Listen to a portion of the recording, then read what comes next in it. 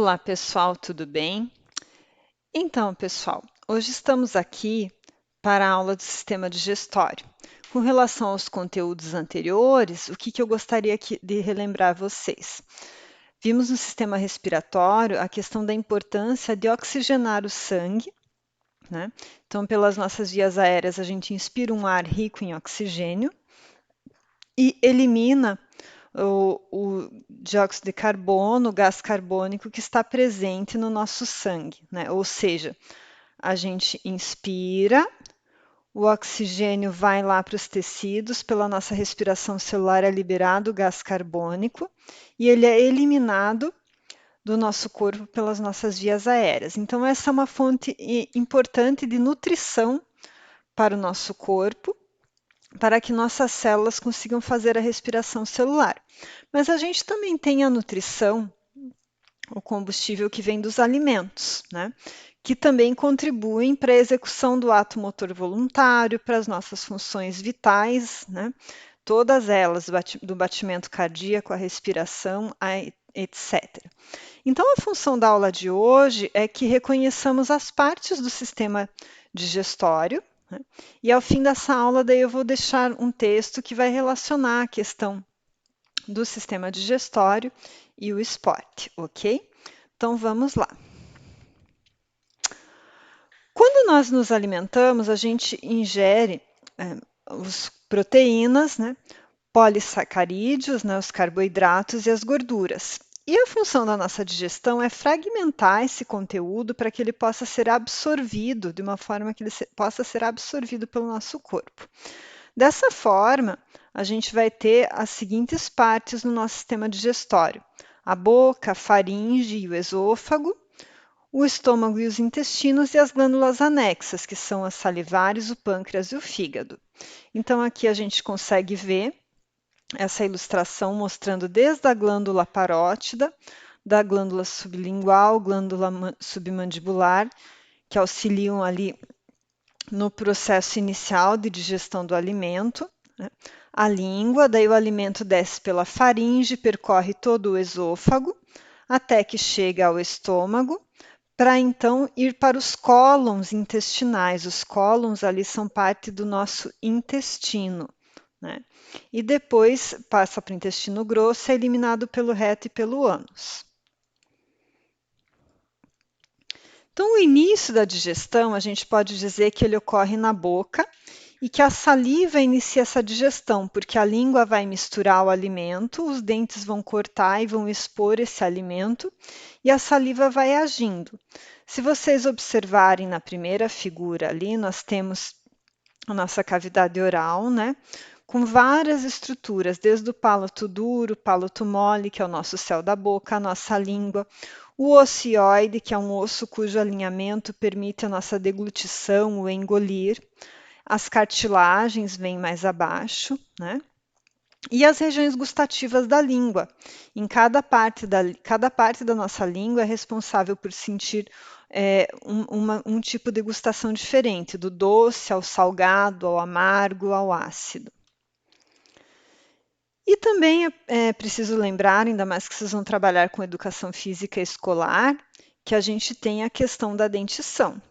A gente tem os dentes permanentes, né, superiores e inferiores, e os tipos de dentes são os incisivos, os caninos e os molares, né, que podem se dividir em pré-molares e molares.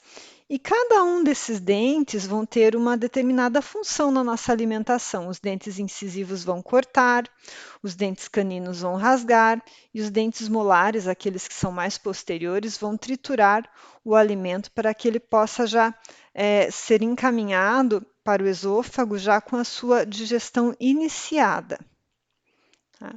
Então, ali a gente vê os dentes decíduos, né, e os dentes permanentes, ou seja, os primeiros dentinhos lá, os decíduos, e vou deixar aqui essa imagem para vocês, que ela mostra mais ou menos em qual idade ocorre a erupção, o nascimento dos dentes. Tá? E também, como a gente fala sempre em músculos, né, nós temos músculos que são muito importantes envolvidos para mastigação. Vocês já observaram, muitos de vocês devem saber que quando ficam tensos fazem A gente tensiona a nossa mandíbula, né? Faz um apertamento dos dentes. Essa tensão muscular, às vezes, é capaz de causar tanta fadiga, cansaço na musculatura pelo seu uso excessivo nesse apertamento e causar cefaleias, né? Miotensivas, dores de cabeça, né? Então, a gente tem ali músculos importantes, como o músculo, o masseter, né, o músculo zigomático, o levantador do ângulo da boca, vários músculos ali, todos agindo, bucinador, né, agindo para que a gente consiga fazer todos os movimentos necessários na nossa cavidade oral para mastigação e início da digestão dos alimentos. Tá? Então, como eu falei para vocês, o início da digestão ocorre lá nas glândulas salivares. A gente tem as glândulas parótidas, as submandibulares, a sublingual e algumas glândulas menores também espalhadas. Qual que é a função da saliva? A nossa saliva, ela vai deixar o alimento mais fluido, vai ter um muco que lubrifique e amacia esse alimento. E nós já temos enzimas, né, que vão começar a digestão dos carboidratos, com a pitialina ou amilase salivar. Essa secreção da saliva, ela é controlada lá pelo nosso tronco cerebral, né, no sistema nervoso central. E a gente tem aquela fase psíquica, né, aquela fase de quando vocês chegam em casa e sentem o cheiro da comida da mãe e já começam a salivar e até lembram que estão com fome. Daí tem a fase gustativa, quando o alimento toca a boca, e a fase gastrointestinal, que ocorre no estômago e no intestino. As glândulas salivares, então, estão ali todas, ocupam boa parte ali da nossa cavidade oral e da face, para que vocês vejam, tá? E a deglutição ocorre quando o alimento está na parte posterior da boca, né? Já ali mais para trás na língua, e o centro da deglutição lá no nosso tronco cerebral vai executar isso que é um reflexo, que é o engolir. Então, o alimento é empurrado para a faringe, e lembro vocês que a nasofaringe é somente aérea. A orofaringe é comum, né, a alimentos e ar, e a laringofaringe é só digestória. Lembram-se que a gente viu, né, na aula anterior a questão do reflexo da deglutição e a questão do como que não se broncoaspira os alimentos, né? No esôfago, então, o esôfago é uma passagem entre a faringe e o estômago, e os movimentos que empurram o alimento para baixo são chamados movimentos peristálticos, tá? Existe um muco e existe lá entre o esôfago e o estômago, vejam ali que está escrito esfíncter esofágico inferior. Ele protege, porque uma vez que o alimento caiu no nosso estômago, para que ele não retorne para o esôfago. Porque o estômago tem um pH ácido, justamente para digerir, para dissolver os alimentos. Se o alimento cai no estômago e ele fica voltando, ele tem aquilo que a gente chama de refluxo gastroesofágico, aquele mal-estar que a gente sente, aquela azia. Né? Em algumas situações, quando a pessoa tem esse esfíncter mais frouxo, essa válvula mais frouxa, né? Ou em situações quando a gente come demais ou muito conteúdo líquido. Ou no bebê, né? Porque a válvula ali, os esfíncteres amadurecem só por volta do 6º mês. Então, para que vocês vejam uma visão geral do estômago, tá? Então, no estômago, os alimentos vão entrar pela parte de cima dele, por uma válvula chamada cárdia, que também impede refluxo gastroesofágico. Vão ficar minutos ou horas, dependendo. As proteínas têm uma digestão mais lenta, depende do tipo de alimento, tá? Então, o nosso bolo alimentar vai passar a se chamar quimo, que vai ter uma consistência líquida e ácida, e vai sendo empurrado em direção à válvula de saída, que se chama piloro. Então, a gente tem uma válvula de entrada, que é a cárdia, uma válvula de saída, que é o piloro, que é a ligação com o duodeno, que é a primeira porção do intestino delgado. Então, vejam lá em cima a cárdia, né? Daí o fundo e o corpo ali do estômago. E lá embaixo o piloro, né? Não é tão embaixo, né? Ali para o ladinho, já se comunicando com o duodeno, tá? Quanto às secreções gástricas, a gente tem água para fluidificar, muco para proteger, do baixo pH do estômago, ácido clorídrico, né, para fragmentar as moléculas para manter o pH ácido, e enzimas, a pepsina vai atuar na digestão das proteínas, a lipase gástrica nas gorduras e a renina e a caseína na digestão do leite. Então, ali a gente vê a mucosa do estômago, né, em cadáveres, quando a gente abre, a gente vê que ele é bem rugoso, é uma parede forte para ser resistente à acidez do conteúdo gástrico, que é o que causa a nossa digestão. Daí, saindo do estômago, a gente vai para o intestino delgado, que tem 3 partes, o duodeno, o jejuno e o íleo, né? Aí a gente vai misturar o conteúdo ali do quimo, né, o nosso produto, os alimentos que vêm sendo digeridos, com secreções do pâncreas, da vesícula biliar e do próprio intestino. Tá? Então, esse nosso alimento em digestão, esse quimo que é ácido, vai receber a bile, o suco pancreático, a secretina, a colicistoquinina, muco, água e enzimas. Então, nessa fase, vai completar a digestão, tá? Então, vejam bem, no intestino delgado, que os antigos diziam que é intestino fino, é onde a gente completa a digestão, absorve para a gente o que é importante para o nosso corpo e vai seguir reto para o intestino grosso aquilo que nós vamos eliminar por meio das nossas fezes, tá? Então, absorvo o que me interessa e encaminho os resíduos para o intestino grosso. Então, ali a gente vê o intestino delgado, é todo este emaranhado, tá? Ali a gente tem a parte mais central ali é o delgado, tá? E daí o jejuno e o ilho são aquelas partezinhas mais laterais, tá? O início dele que é o duodeno. Daí a gente vê a diferença também intestino delgado e jejuno e ilho, né? Das rugosidades, né? Que protegem por dentro as alças conforme o conteúdo fica mais ou menos ácido, é o que difere o jejuno do ilho. Secreção biliar. Então, o que o fígado produz, armazena na vesícula biliar, então vocês estão vendo em vermelhinho o fígado, e em verdinho aquela bexiguinha, a vesícula biliar, tá? Então, o fígado produz, ele guarda na vesícula biliar, e o ducto colédoco é quem libera. Essa secreção é verde, tá? Com água, eletrólitos, colesterol, bilirrubina, sais biliares. E a função dela é emulsificar as gorduras e facilitar a ação das lipases.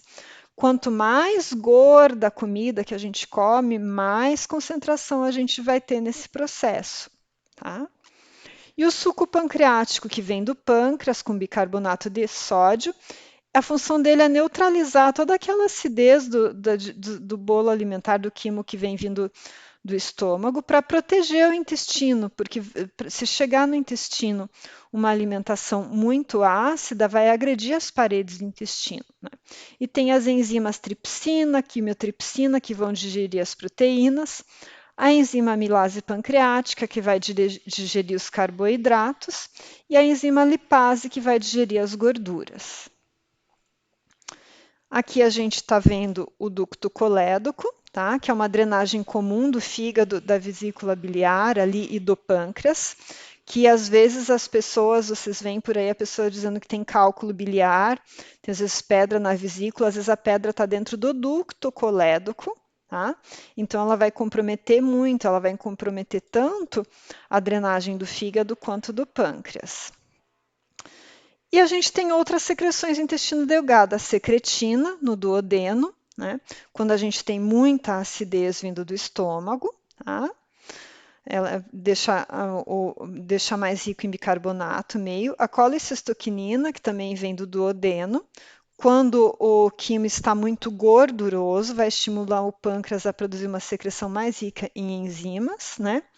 E vai reduzir o esvaziamento gástrico, né? Vai aumentando o tônus ali da válvula de saída e aumenta a contração da vesícula para trazer mais bile ainda para o duodeno.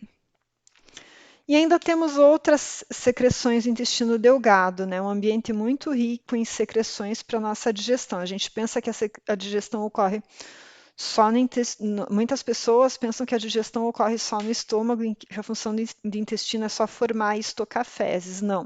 O intestino delgado tem uma função muito importante. O muco, né, secretado pelas glândulas de Briner na parede do duodeno, para lubrificar, junto com a água pelas criptas de Liberquim, né? Há outras enzimas como a peptidase para digerir proteínas, maltase, lactase e sacarase que digerem diferentes carboidratos, né? Convertem em carboidratos complexos aos mais simples, tá? E aqui a gente vai ver intestino grosso. Acompanhem comigo lá. O 1 é o seco, né? Então o alimento saiu do intestino delgado, que está lá no meio, e vai para o 1. Daí sobe, então colo, as partes do intestino grosso se chamam colo. Sobe pelo colo ascendente. Daí passa por uma curvinha, que é o 3, que é a flexura cólica direita, tá? Que está em cima do fígado, a flexura hepática. Daí percorre o colo transverso, no 4, na horizontal. Passa pelo 5, aquele cantinho que é a flexura é o mesmo que esquina. Flexura cólica esquerda, que é a esplênica, está sobre o baço. Daí desce, o 6 é um colo descendente. Passa para o 7, que é o colo sigmoide. Daí vai para o 8, que é o reto, e o 9, que é o ânus, tá? Então, no intestino grosso, né, a peristalse, os movimentos peristálticos, o quimo passa do esfíncter iliocecal, sai do intestino delgado e chega no intestino grosso. Vai percorrer essas 7 partes: seco, colo ascendente, transverso, descendente, sigmoide, reto e ânus. Então, toda a água e os eletrólitos são absorvidos e o bolo fecal, as fezes ficam mais consistentes e vão ser estocadas. Uma vez as fezes estocadas, a gente vai ter o reflexo da defecação. O reflexo da defecação é quando o intestino grosso estimula a nossa medula, né? Lá o nosso sistema nervoso. Sabem que a gente tem, hoje em dia se sabe que o nosso intestino também é uma parte importante do nosso sistema nervoso, porque ele tem muitas ramificações do nosso sistema neurovegetativo, então eles são extremamente interligados. Então, o intestino grosso cheio, ele estimula a medula sacral, a medula na região sacral, e a gente tem uma resposta motora, que é o aumento da peristalse e o relaxamento dos esfíncteres anais, tá? Então, a gente tem, por exemplo, tem pessoas que sentam para se alimentar, começam a se alimentar, começa a ter o peristaltismo, né, os movimentos do esôfago, do estômago, estimula também o intestino grosso, às vezes a pessoa tem que parar para evacuar. E o que acontece? A gente tem 2 esfíncteres, o esfíncter anal interno, né, que começa a pesar e ele começa a querer relaxar. Tá? A saída do intestino, a gente tem 2 saídas. E o esfíncter anal externo. O esfíncter anal externo, o controle é voluntário. Vocês mandam quando a gente libera para sair o cocô. Né? Exceto quando a pessoa está numa situação patológica de diarreia, por exemplo, né? Ou com uso de laxantes. Tá? Então, ali a gente tem a válvula iliocecal, que é onde saem os alimentos do intestino delgado e vai para o intestino grosso. E um pouco para baixo a gente tem o apêndice cecal ou vermiforme, tá? Ele é uma parte que ele não tem uma função no nosso corpo, é um intestino rudimentar, mas é onde, quando a gente tem apendicite, é quando a gente tem infecção nessa região, tá, gente? Que é ali no intestino, no começo do início do intestino grosso, tá? Então, ali a gente tem o íleo, né, que ainda é intestino delgado, tá? O apêndice, que é aquele rabinho ali embaixo. E daí começa o intestino grosso, que ele tem uma tênia, então a gente sempre brinca: você tem tênia? Não, eu não tenho vermes. Tem sim, uma das partes do intestino grosso se chama tênia livre. Eu brinco que é como se fosse uma linguicinha, né? O austro e a tênia livre, passando pelo meio, tá? Daí a gente tem algumas nomenclaturas quando se fala em sistema digestório, que é o peritônio, né? O que é o peritônio? O peritônio é uma membraninha que ele segura os nossos órgãos. Quando você vai andar de avião, né, quando você vai andar de roda gigante, dá aquele frio na barriga, é a movimentação do peritônio ali que está sensibilizando alguns dos nossos receptores. Então, a gente tem peritônio parietal e visceral, ele recobre as vísceras, ele é sensível à dor. A função dele é que não tem atrito entre os nossos órgãos, as nossas vísceras, e também secreta um líquido de proteção rico em macrófagos contra a infecção, né? Então, é a membrana que recobre nossas vísceras e algumas pessoas, quando têm infecção nessa região, têm a peritonite. O mesocólon é a membrana peritoneal que vai fixar o intestino grosso. E omento, sabe aquela barriguinha que às vezes a gente tem? Uma parte dela é o omento, né? É uma gordura que fica por dentro do peritônio, que é uma reserva nutricional. Então, ali vocês estão vendo em marronzinho o peritônio, tá? As duas fotos. E aproveito para dizer para vocês o que vocês sempre me perguntam, o que é a hérnia? Não a hérnia de disco, a hérnia da coluna vertebral. Aqui, a hérnia de parede abdominal. Né? Quando parte de um órgão, geralmente são alças do intestino delgado que se deslocam através de um orifício. Então, a gente vê ali a pele do abdômen, o peritônio, né? E quando abre um buraquinho no peritônio, tá? A gente pode ter o escape ali de uma parte do intestino, por exemplo. Essa situação geralmente é causada por algum esforço em demasia, que pode ser inclusive o levantamento de peso. Ali os omentos, né, as reservas nutricionais, as gordurinhas. E agora eu vou passar para vocês, gente, 2 vídeos, um sobre a digestão, de aproximadamente 3 minutos, e outro sobre as fases da deglutição, tá bom?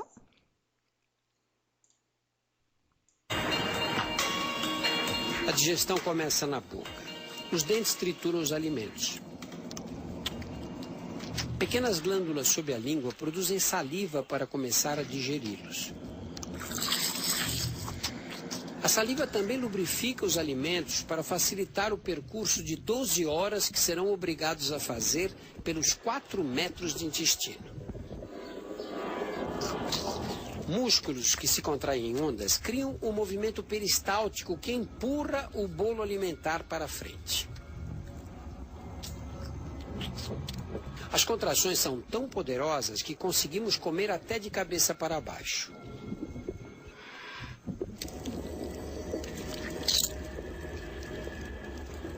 Pela primeira vez, uma câmera permite filmar em alta definição a chegada no estômago. O estômago é um reservatório com paredes musculares que se contraem para transformar os alimentos em líquido, com a ajuda do suco gástrico, muito ácido.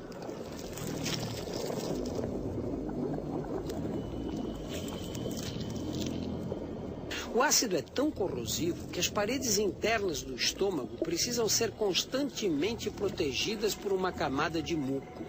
Sem ele, surgem as úlceras.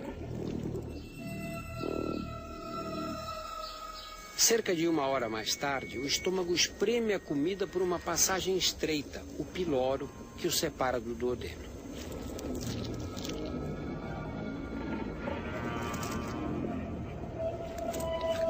O duodeno é a primeira porção dos 3,5 metros de alças que constituem o intestino fino, onde serão absorvidos os principais nutrientes.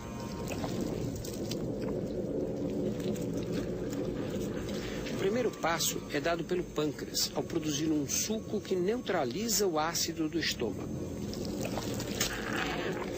A bile do fígado transforma as gorduras em gotas pequenas.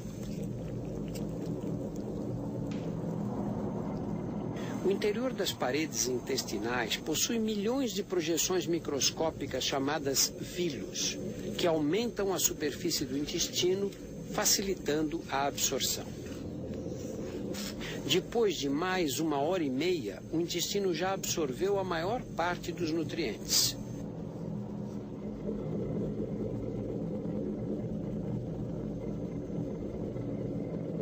O que sobra chega ao intestino grosso através da válvula iliocecal. Essa válvula impede que os alimentos voltem no sentido inverso.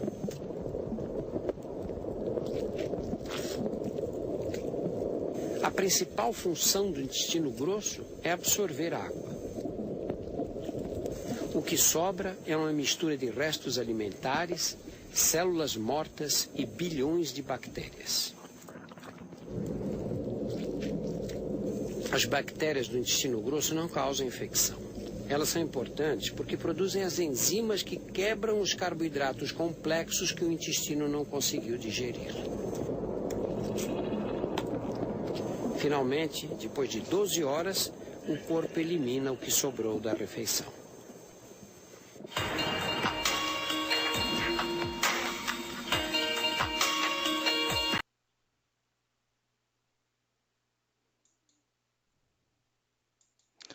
E agora, quero que vocês assistam comigo mais 3 minutos com o vídeo sobre as fases da deglutição.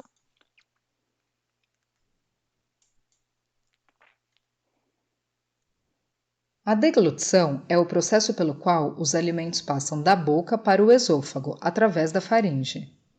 Pode parecer simples para as pessoas saudáveis. No entanto, a deglutição é um processo muito complexo que requer uma coordenação extremamente precisa com a respiração, já que ambos os processos compartilham a mesma entrada, a faringe. Falha nessa coordenação resultaria em asfixia ou aspiração pulmonar. A deglutição envolve mais de 20 músculos da boca, garganta e esôfago, que são controlados por diversas áreas corticais no cérebro e pelo centro da deglutição, localizado no tronco cerebral. O encéfalo se comunica com os músculos através de vários nervos cranianos. A deglutição consiste em 3 fases. Fase oral ou bucal. Esta é a parte voluntária da deglutição.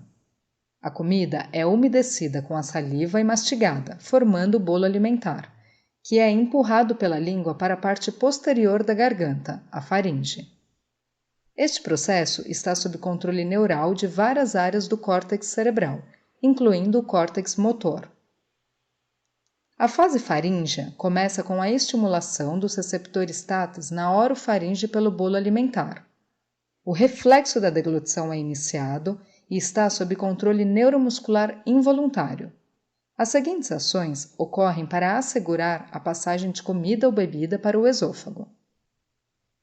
A língua bloqueia a cavidade oral para evitar que a comida retorne para a boca. O palato mole bloqueia a entrada para a cavidade nasal. As pregas vocais se fecham para proteger as vias aéreas. A laringe é puxada para cima e ocorre a inclinação da epiglote, fechando a entrada da traqueia. Esta é a etapa mais importante, pois a passagem de alimentos para os pulmões pode ser potencialmente fatal. O esfíncter superior do esôfago se abre para permitir a passagem para o esôfago. Fase esofágica. O bolo alimentar é impulsionado para o esôfago pelos movimentos peristálticos, que são ondas de contração muscular que empurram o bolo alimentar para frente. A laringe se move para baixo, retornando à posição inicial.